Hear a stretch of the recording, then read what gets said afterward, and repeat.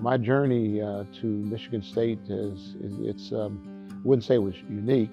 Coming out to Michigan State to apply for the ed administration, the doctoral program, I was young and very eager. And so when I first came out here, I actually was denied admissions, believe it or not. They said that you need to go and get some work experience and then come back and apply for the program. And of course, so what I did is went and worked a year. Then I came back out here, and they probably would say, this eager youngster, eager to get in this doctoral program. And so they did accept me. The training, when I look at today's educational training, we got, AI, and you've got, technology is just really come into play today. And when I think back when I was here at Michigan State, that personal connection, with those professors back then, that personal connection, in my opinion, was very, very important. And I can't leave out the dairy.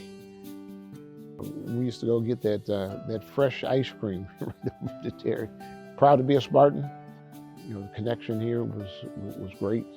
And like I said, I had a great experience while I was here. It's not hard to lead, but you can make it hard to lead, okay, if you don't do the appropriate things in terms of working with people and empowering people, because that's really what it comes down to, is empowering people. And use that old adage that the head coach is only as good as the assistant coaches. And I just think that's key. It's empowering people and working with people.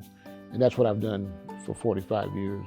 I love when I'm out and about and I have a student run up to me and greet me, okay?